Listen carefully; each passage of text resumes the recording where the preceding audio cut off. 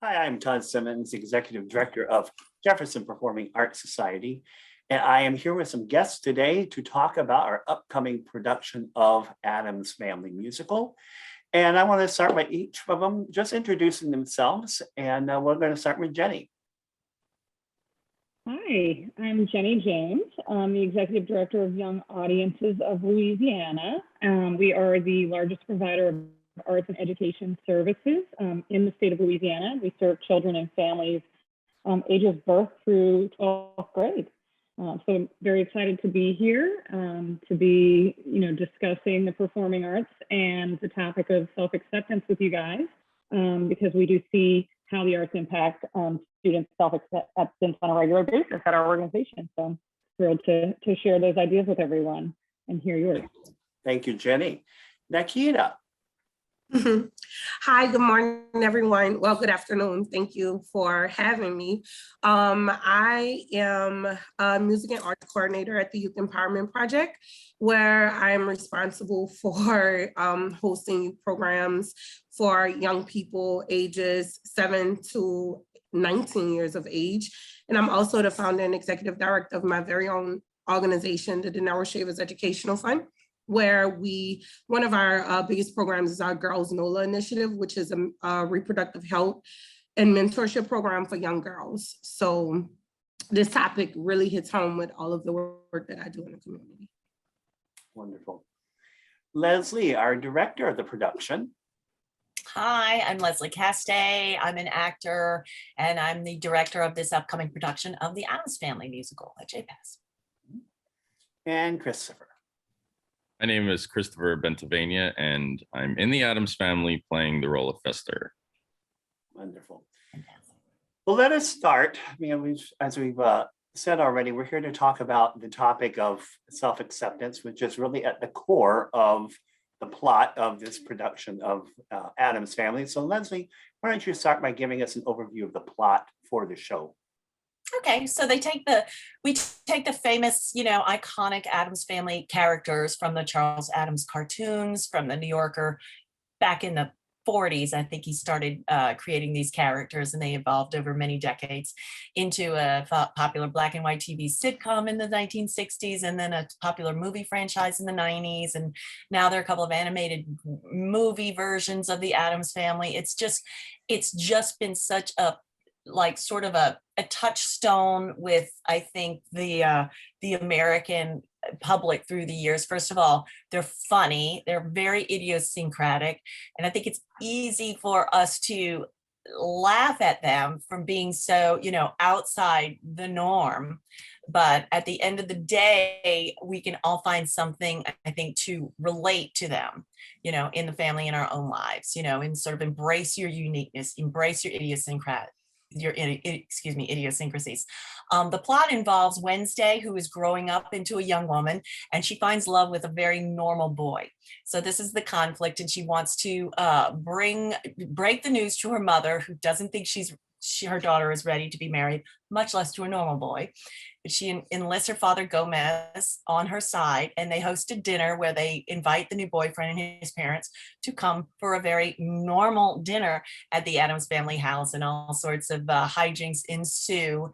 And the families learn to accept each other and sort of go with the flow and accept each other's differences. And it's not so much that, the normal people have to learn to accept the Addams Family's quirks. The Addams Family also has to grow up and accept Wednesday's maturity and Wednesday's choices and agency in her own life, and sort of just to embrace the fact that Wednesday has some choice in her life, and maybe she won't choose to live her life exactly like her quirky parents did. So I think it works both sides, and it's such a beautiful, funny show, throughout the evening too. So that's basically the gist of the show. Well, thank you very much. I think the idea of self-acceptance and coming to grips with who we are is not an unusual topic for any human alive on the planet. Let us start, Jenny and Nakita, I would love to hear your thoughts on what you see today. What are kids going through today? I mean, how old, Leslie, would you say that Wednesday is in the show? She's probably right at 21. I would say she's of legal age where she can make her own decisions, and she sort of just all of a sudden there's a joke in the show. She'll be Thursday before you know it. Children grow up before our eyes and they become young adults. And I think I'm going through that at the same time. I have a 20-year-old daughter who'll be 21 before you know it. And, the way I deal with her and relate to her is changing, when you're dealing with young adults as people with agency and with their own goals and dreams, which might be different. And it's just a different learning curve, I think, for the older generation too, to learn with their children. So with that, somebody who's really transitioning from teen to adult or child, I mean, obviously her parents in the show still see her as their child, as my 21-year-old daughter is still my child and will ever be. What do you see today for Jenny and Nakita? How do you see people? What are they feeling today that you may be differently and be affected by their own self-acceptance that's may have been different in the previous generations?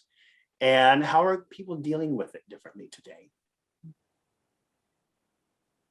Well, I guess I'll start. I guess the one thing that I've really noticed a lot that's different from even when I was that age and the middle and high school age group is we are growing as a society. We have a long way to go, but the acceptance of people who are not like ourselves is much greater than what I've seen in previous generations. And so therefore, I'm seeing children really able to work through some of their identity questions about themselves in a way differently than I was. We are able to talk about, wondering about LGBTQ questions. We're talking a lot more about racial inequities. And so children are able to really express these things more publicly, I think, than what we've seen in the past.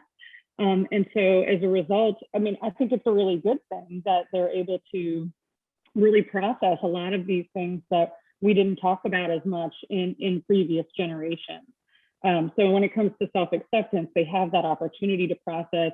I see a lot of peers being very open to these conversations that we might not have had when we were younger.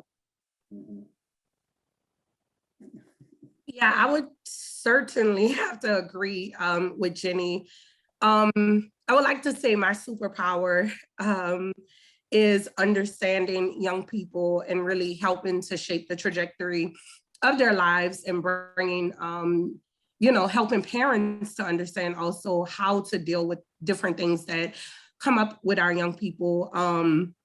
At the Youth Empowerment Project, I see probably anywhere from 50 to 70 young people a day, where I am a constant figure in their lives, but even more of a consistent figure, I have a dance team of about 12 young women who I am their second mom, direct mentor. On top of that, with my own nonprofit, I have a girls program where I have about 17 young women who are my mentees and who I'm like a second mother to them. And many of the things, like Jenny said, we are living in a very different world where many things are a little bit more accepted. They have technology at their hands where they can explore and do research on different things. However, social media does make it extremely hard for young people in terms of becoming their own and being hit with social pressures on a day-to-day basis, and seeing things are being bullied and all of these different things. So it's a twofold. It's like, of course, there are things like I'm not that far in age from them, but I'm far enough to where they relate to me a little bit better than they may relate to their parents. And so I could be that mediator I find myself as a mediator a lot between parents and young people, especially the young girls, because, most parents, like my mom, she don't want to hear any of these things that these young people are talking about. Is what I say are the highway type of thing. So I'm able to really like mediate in many situations and help parents to understand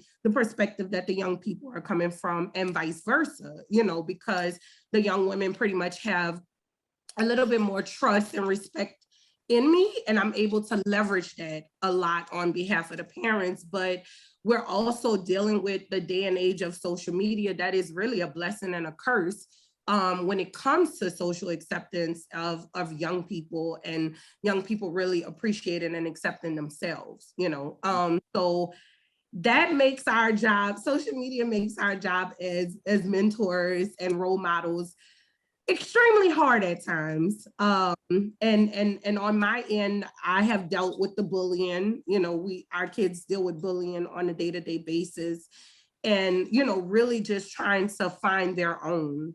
And so I find that, especially with my girls program, I try to create modules and curriculums about self-esteem, put more mental health modules, especially following COVID year. Mm-hmm. I noticed that a lot of our young people were really like being locked inside, and it's like all they had was the internet, you know.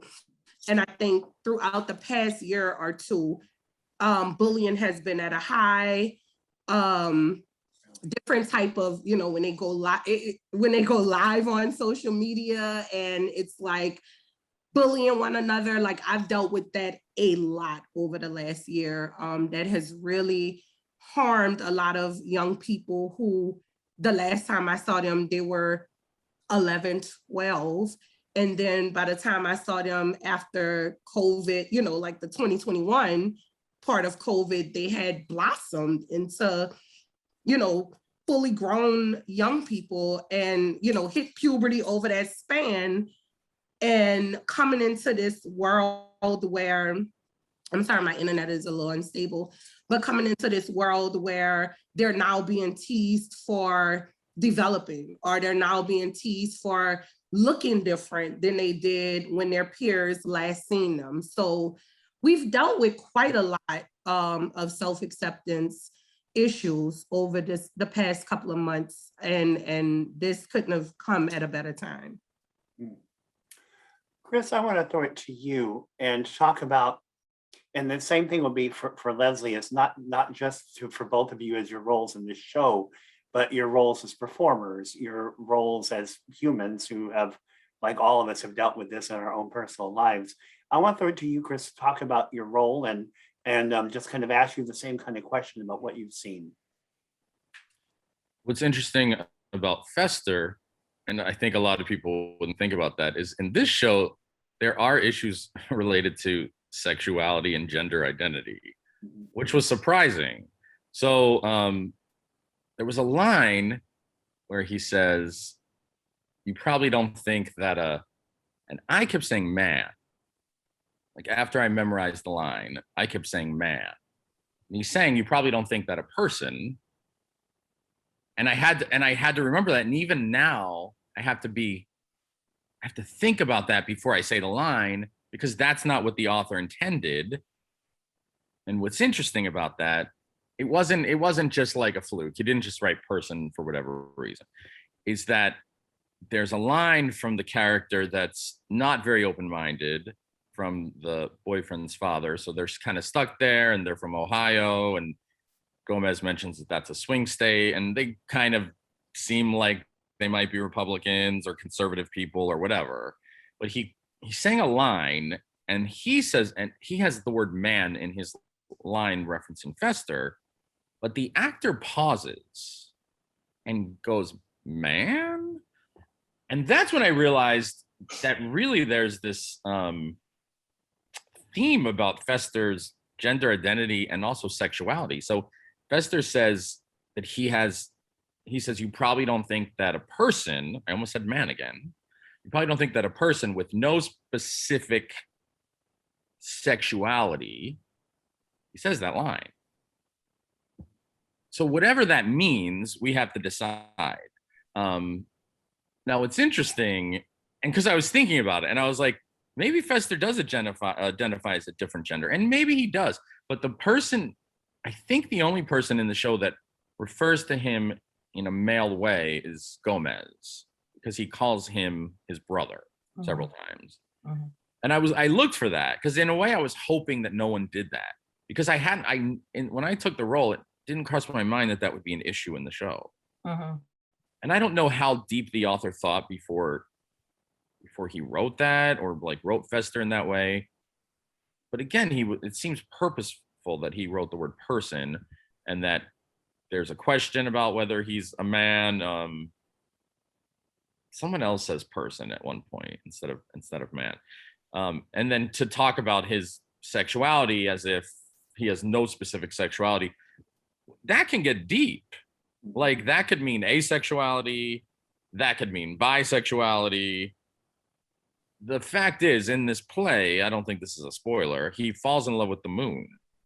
So he doesn't fall in love with a person, he falls in love with the moon. Now, it's very romantic and sweet. It's not a sexual thing. There's not even a hint of it being a sexual thing. As a matter of fact, it seems like more of a friendship. There's a line in the song where he says she accepts, she befriends, but he's in love with her. He says, I'm in love with her. And he refers to her gender as a female. So it's just very interesting. And I don't think the audience is watching that will necessarily catch all this. I don't even know if people who are like in tune with gender and sexuality will even really think about it, except for the line where the character who's more conservative says, man. So I find that interesting, Chris, because later in Act 2, you have Fester has a scene with the conservative father, the boyfriend's father, in which he turns to you, your character, and says, Fester, you're a wise person, right? He doesn't say you're a wise man. Yeah, so I find that very interesting in the boyfriend's dad's sort of growth of acceptance into you, so that he accepts you. So the Addams family, of course, accept you, and they think it's wonderful that you have fallen in love with the moon. Fester is, no matter what he loves. It's just the most important thing is for him is that he loves, and your family rejoices in that love, which is such a wonderful theme. And I mean, your character is sort of the MC of the whole thing. You're like the vaudevillian who sort of pulls the strings and makes the lovers finally get together and achieve their acceptance. And sort of, we have in the play, there's no spoiler alert there, all the ancestors, the Addams ancestors, emerge from the crypt in the beginning number of the show, and they're stuck there until true love can be found, and that breaks the spell and that lets them go back to their netherworld. So it's up to Fester to make all the love happen. So Fester is just pure love, and this is pure idyllic form, which I find very, very great and interesting. It's not like conventional romantic love between a man and a woman. Just real quick, like in the beginning of the play, you think it's all about Fester trying to bring the two young lovers together. And he says, I'm not letting you back into the crypt until love triumphs. And that word isn't used, that phrase is not used again until the very end of the play, when Fester flies up to the moon and they join together. And then Gomez says, love triumphs. So the lovers have, again, this isn't spoilers, it's a cartoon. The lovers have finally gotten together, but it didn't, the play really gets that emotional heft when Gomez, like Fester joins with the moon, and the whole cast, that's the last thing that happens in the play. The whole cast is looking up to the moon, and Gomez goes, love triumphs. So it's not about a man and a woman getting together where love triumphs. That's lovely, that's fun, that's more upbeat. It's when Fester joins with this moon, which could be, I mean, he refers to her as a she, but it's a moon. So there you go. That's that. That opens a question for me that you mentioned about whether anybody would notice it. I have some friends who identify as being non-binary, and I guarantee that they would notice that, because they themselves identify in a specific way, and they hear it when it's said in one way or another. Today, I'll be very honest that before, probably a year ago, I never knew the term non-binary. Didn't know what that meant or how it was. And there's a whole lot of other terms that I'm learning that are out there that I don't know. Do you believe that rather than normal and not normal, instead of there being those terms, there's really same and different? And do you think that the terminology has expanded so significantly from when I was a kid? It was there was male and female, and then there was straight, gay, and bi. And today there are tremendous references and names. Do you think that those expansion of terminologies and identifiers is a way to find sameness and help identify oneself as being normal with other people, because we've all felt like we're alone in this world and nobody's like us, and suddenly we find, well, there's a whole lot of people like us? Or do you think that that comes from some other source? Can I just say one thing to the last sentence you said? Mm-hmm. Sometimes we find out that there are not a lot of other people like us, and some people are dealing with that into adulthood, and there's a level of that I deal with. And I'm not a child. I'm not a young person, like as far as being in my 20s or whatever. I just wanted to say that. Okay. I think the importance of like art or entertainment is important for especially young audiences to see representation, to see something that they can identify with. We always love to take those quizzes, which princess are you? As we're growing up, you want to find that one character that you can relate to, that you can see yourself in. And I just think as society as a whole just starts to get, cast a wider net and get more accepting, I think it's super important and super valuable, to represent different aspects of humanity. I think it's just super important, and that's like a great purpose of art. Don't you think, Jen? Yeah, I mean, and to your point and Christopher's point, I was struck by in the beginning, towards the beginning, when Morticia, I think it was Morticia, asked Wednesday, well, what even is normal? And I thought, well, they're so unapologetically themselves in their own way, and they're also very different. And, while there may not be, that many people in the world like us in certain ways, I think the trend towards, just recognizing that we are all different and that that's okay, and it doesn't necessarily have to separate us as humans, that we can still come together and we can still embrace who each individual is really highlighted so well in the Addams family themselves, because each one of them is so quirky, but they're all quirky in a different way. And then, the seemingly normal family comes along and they're really not normal. They've just kind of suppressed certain things about themselves. And by the end, they've all come together to accept one another, despite the fact that not any one of them is, has all of the similarities out there. So, yeah, to me, there's no such thing as normal, and there's grandma, the wise sage of the whole piece, Grandma Addams says, define normal, as she's petting her rat, So it's just, to me, there's just no such thing as normal, as much as, people might want to strive to be normal, to fit in, to conform, to be accepted, I think that's what Wednesday's, quest is all about, to be accepted by this new family in a way. So Lester says normal is hard to attain, and one normal night is a perilous trick. Some of this reminds me of Sondheim, now that we're talking about it. I'm like, oh, this show is so deep. Oh my goodness. There are nuggets. There definitely are. Yeah. I think one of the most important things with working with young people, I work with young people from every walk of life. Like within each of these subgroups, my young people come from so many different socioeconomic backgrounds, and households and neighborhoods. And I think the really cool part is that they get to know one another for their heart and for who they are. And they get to love one another and love on one another as a person, right? And then I think the surprise is always when they realize like how similar they are as opposed to how different they are.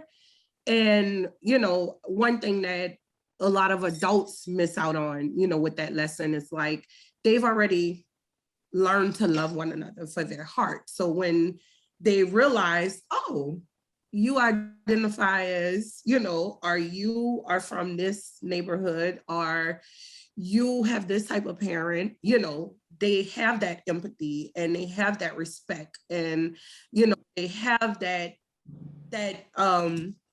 type of community that has already been built amongst one another. And you know, and that's the good part, when you could actually teach kids how to love one another's heart and how to care for one another. And once they realize their differences, you know, they'll love them through their differences because they met one another through their heart.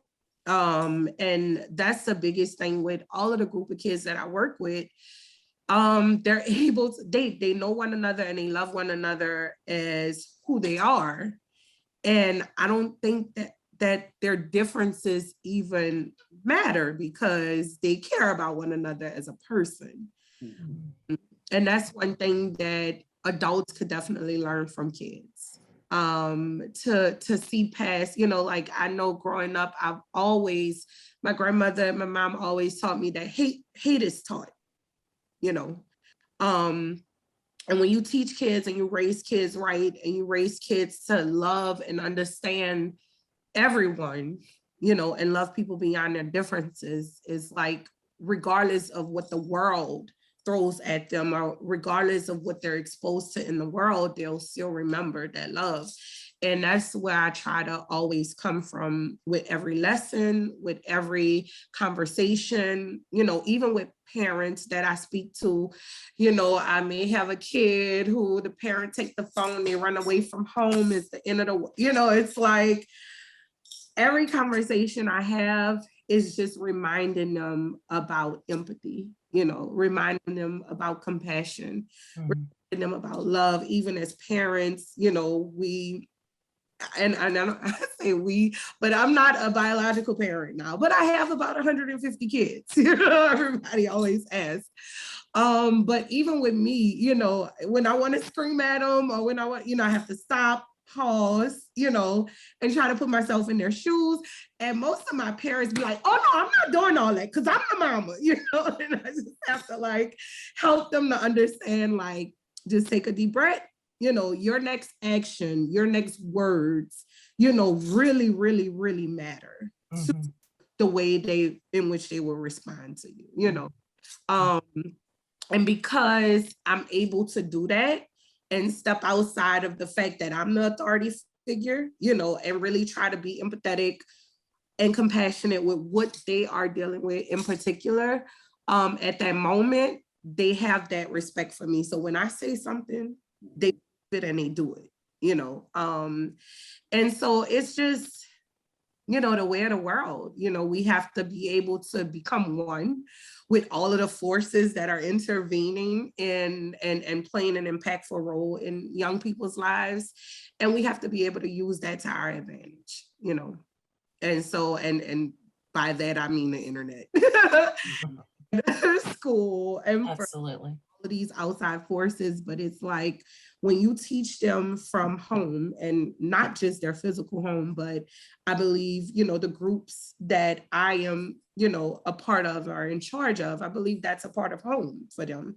That's where they're learning fundamental lessons and things like that. So when you're teaching them from the fundamentals of love and compassion and empathy, you know, and understanding, it's like, okay, you know, I see this person differently, but I still love them, type of thing, you know. And not saying by any means all my kids are angels and it's that easier said than done.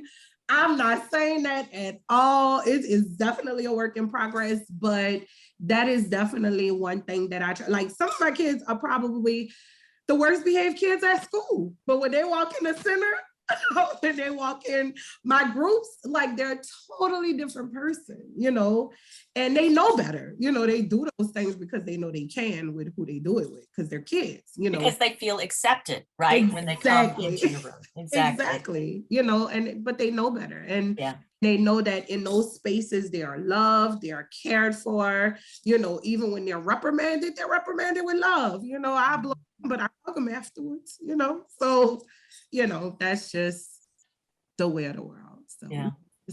I think the empathy is such a strong theme that you have going on. And I think that's what is important also in, you know, art with kids and young people, to identify with another character. You know, it teaches empathy, and they can leave feeling different, that they cared about another person's journey so much that it can almost change them and bring them peace and bring them acceptance. Absolutely. Yeah, it's wonderful.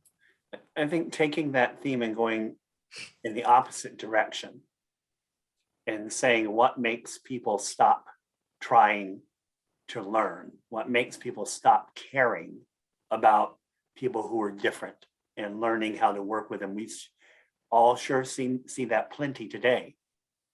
What makes that happen? And how can we, when we're working with young people today, build a society that doesn't happen? Right. I think, okay. I think what causes that is just fear of rejection, fear of being judged and being found less than or wanting. So to me, that's what I think society needs to work against, especially with social media out there, telling so many kids that they should be a certain way in you know, in overt and subversive ways, you know, and it's just it's out there everywhere, you know. Yeah, similar to Leslie. I'm sorry, Jenny. No, go ahead. You go first. Similar to Leslie, I believe that what makes kids feel like that towards other people is that their needs are often ignored. Yeah. And their acceptance is often ignored. You know, it's like, if I feel like no one give a care about me, you know, which happens in many situations, right? Regardless of how the parents or how the teachers feel like they're coming off, like, if the child feels are accepting their behavior differently, if they feel like no one care about them, why should I care about somebody else's feelings? You know, why should I be empathetic to someone else and no one cares about what I'm dealing with in my life, right? So when you're given those spaces, you have to give that across the board to everyone. You have to make everyone feel heard, everyone feel seen. You can't look at it and say, oh, well, this child has a little bit of privilege. This child, you know, parents have a little bit of money. This child don't really have as many problems as this child, because that's never true, right? So you have to deliver that same love across the board, that same empathy across the board, because oftentimes that's what makes people, not even just kids, but anybody, shut down someone else's problems or someone else's issues or empathy towards someone else, because they feel like the world doesn't care about them.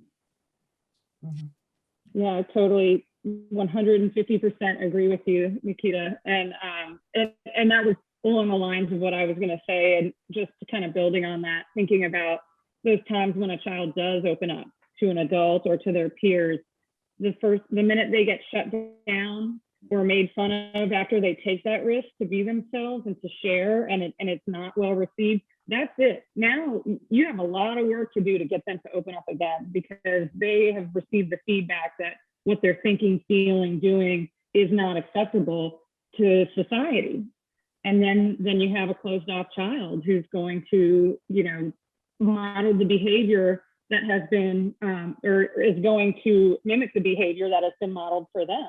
That's when you get the children who are unaccepting of other children, because they don't feel they've been accepted. And then that's what we're seeing sometimes with these young people in the social media, is that, you know, there's all this trolling and all of this bullying, and that's what's getting the attention, and that's what their peers are looking at. And so again, you know, when a child opens themselves up, We have to support them.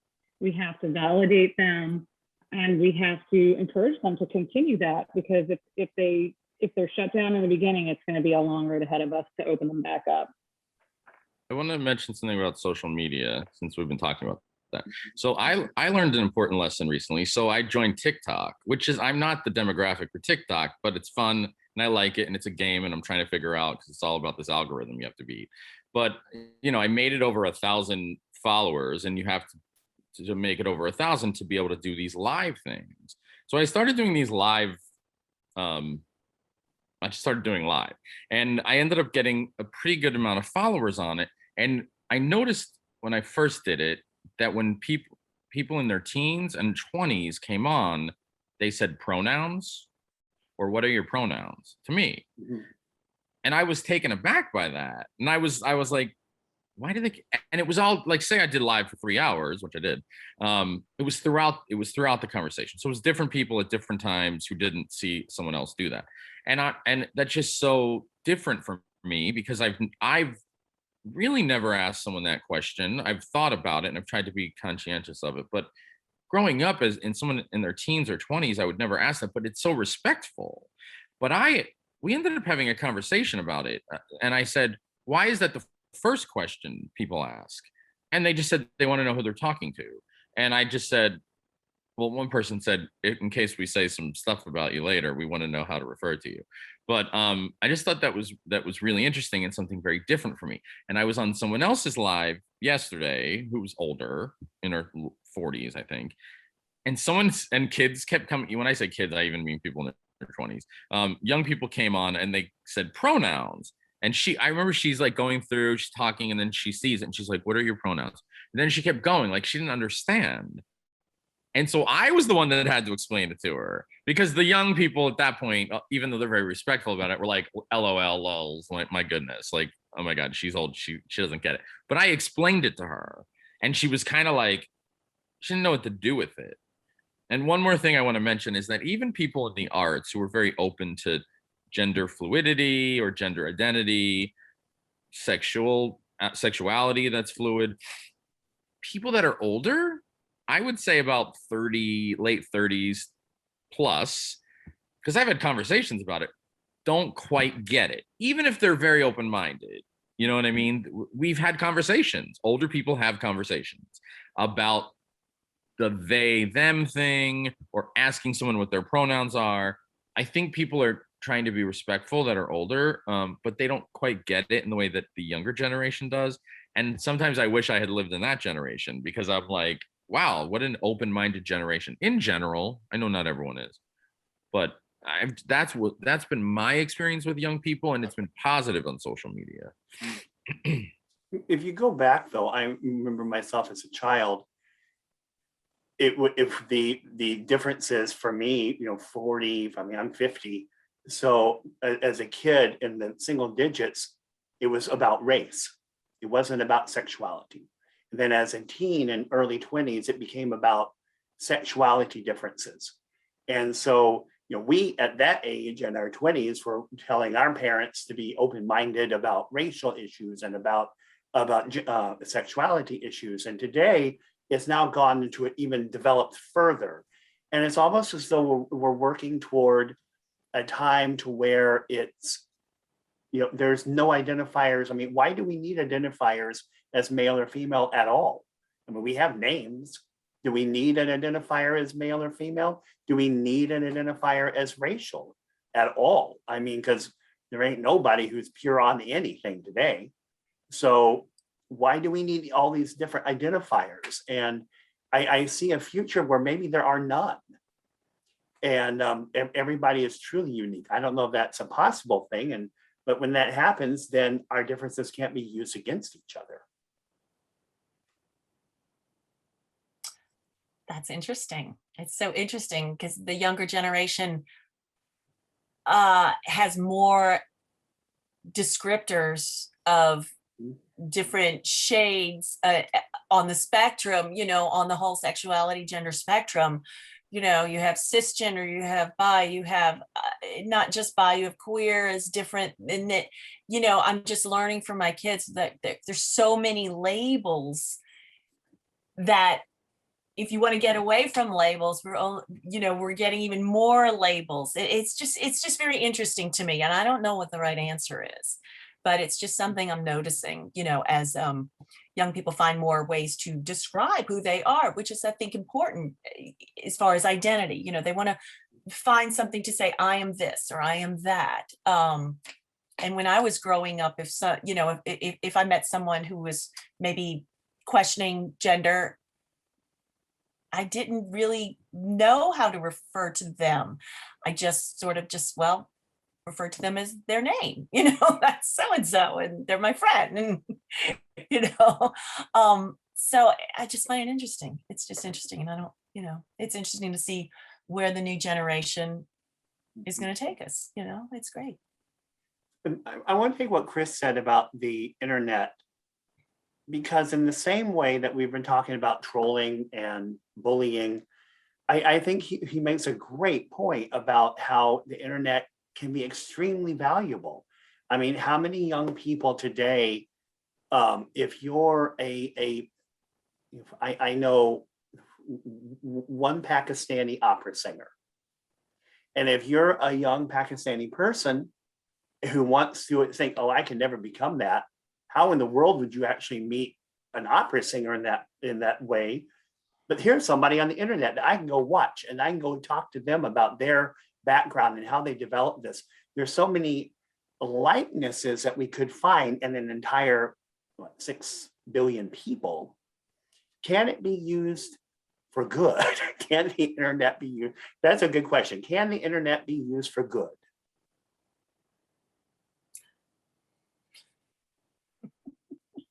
I guess the big question, I don't have the degrees to even begin to talk about this issue.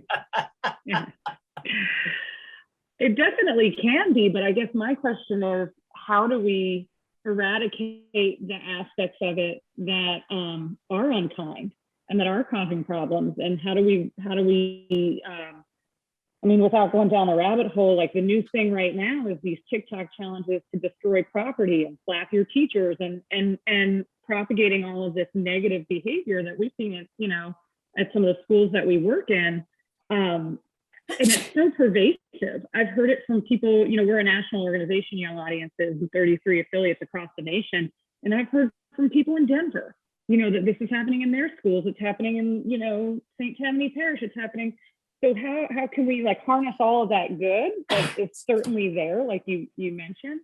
But, without diving into censorship and all of that, how can we encourage the young people to use the internet for the good and set aside the bullying, the trolling, the bad behavior challenges, for lack of a better term?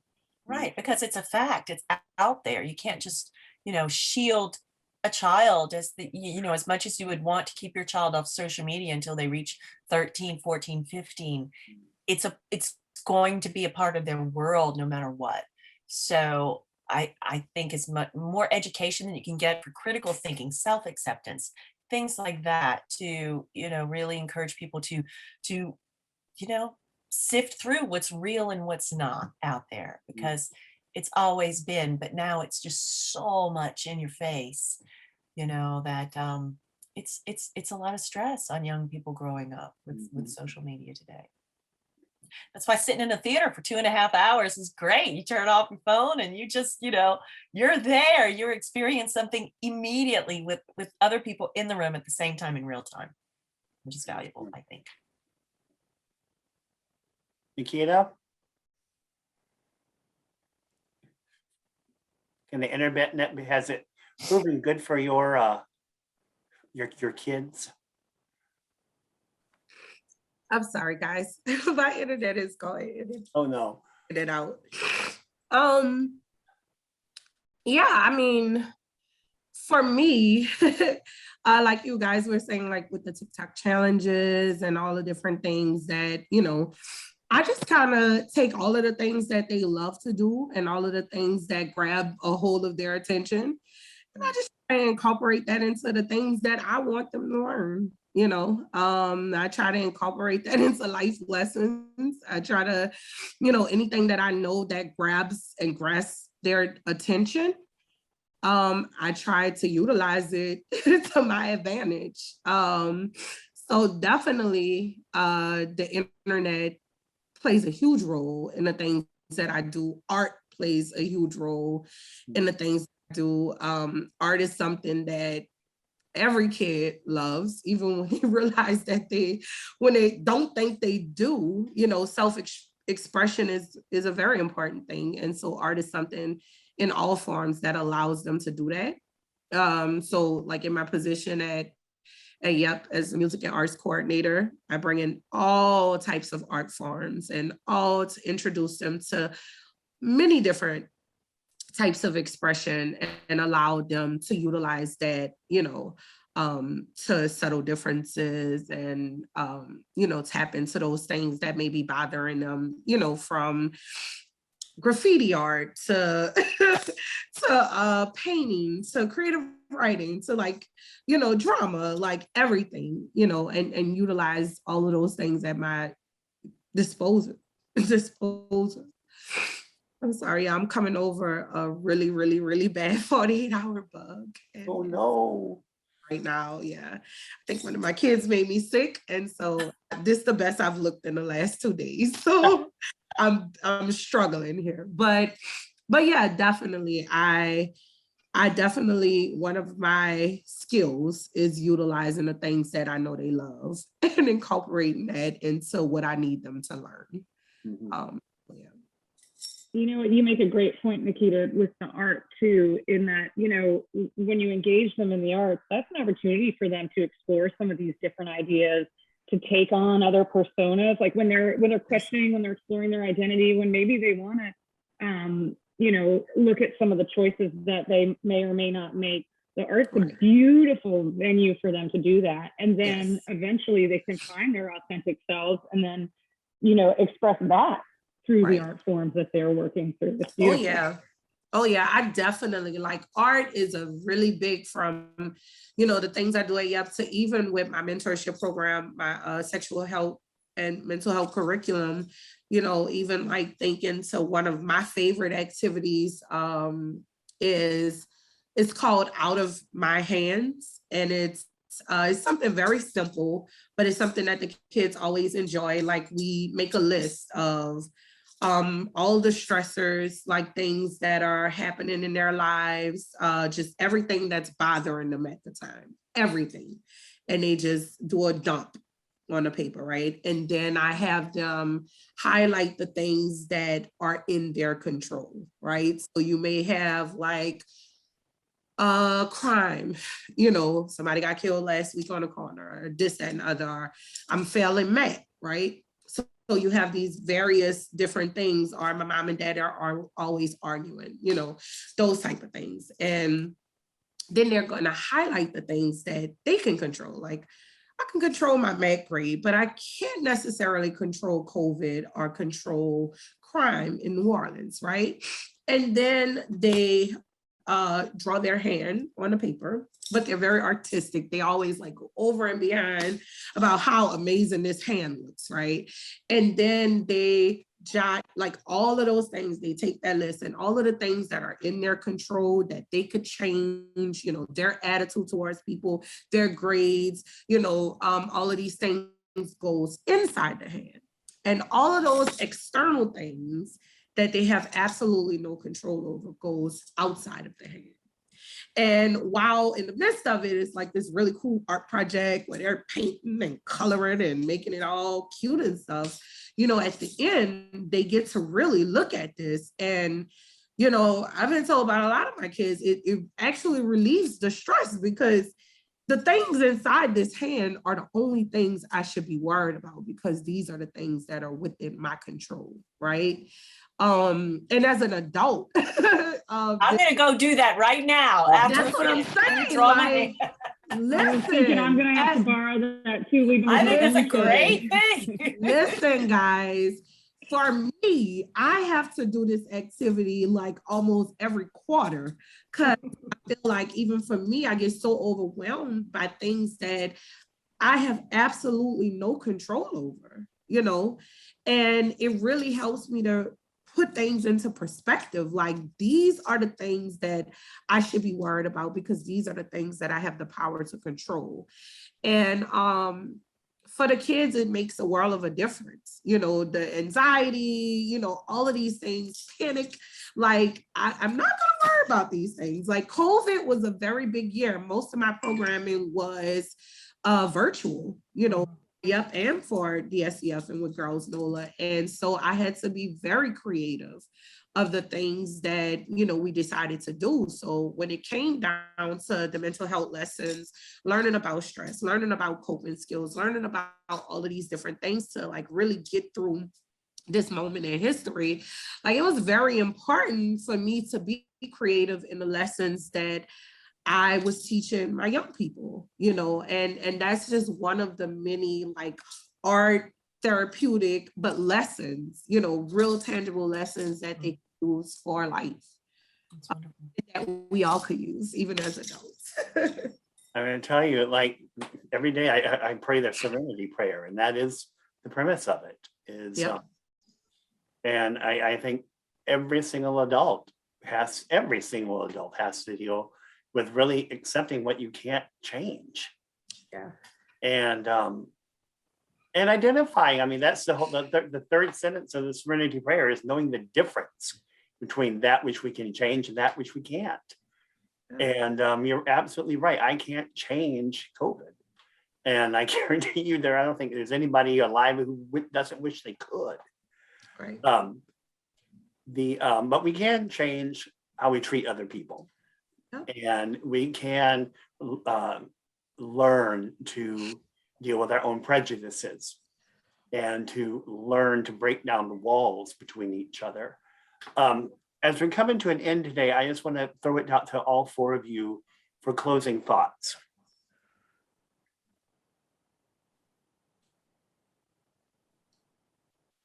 I just think, you know, just the lessons in the show of what is normal.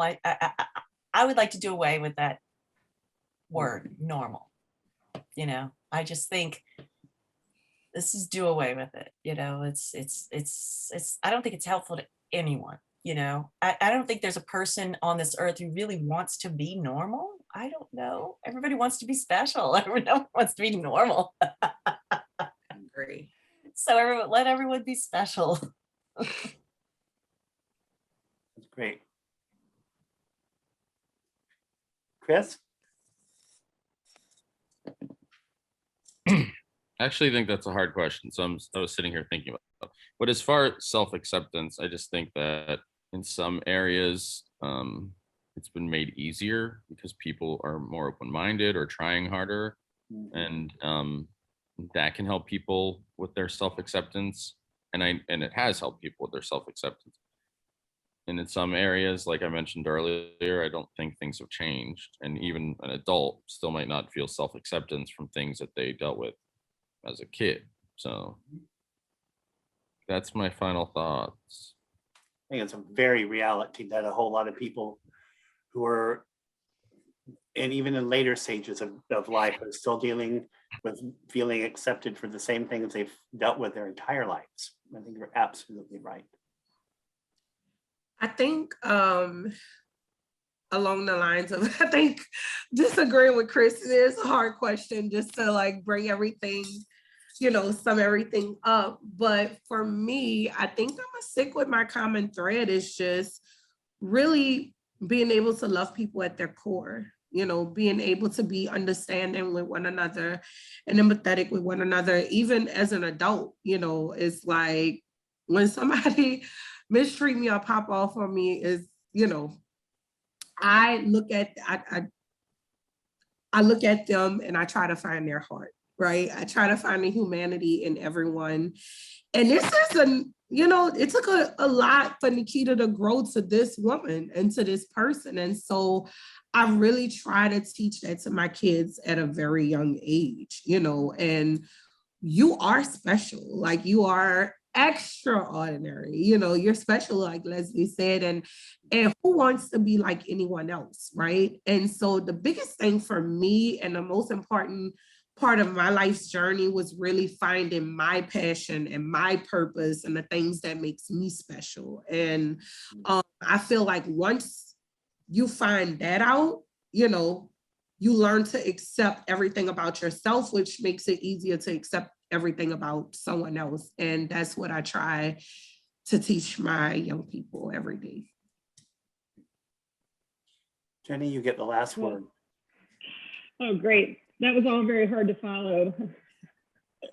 Nakita, you nailed it with the love. I guess it brought to mind listening to you talking about approaching everyone with love and thinking about loving yourself and loving others for exactly who they are. And it just brought to mind that that's actually the last line of the play is love triumphs. So I'll just underscore what you just said by saying that as my closing thought. Exactly. Well, I thank you all very much. This is a wonderful conversation, and I hope that people who watch this carry on this conversation with their friends and their family, and to really allow themselves to find out and ask themselves, what do I not see as normal? What do I need to break down the wall, my own personal wall with? And how do I bridge that gap myself? And I think that for people who come to see the show, that I think they're definitely gonna get that subliminal message, which is quite clear in this show. Well, tickets for the show, they can go to our website, which is www.jpas.org. And we open on October 22nd and we run through October 31st on Halloween. And we are at a different location. We are at East Jefferson High School.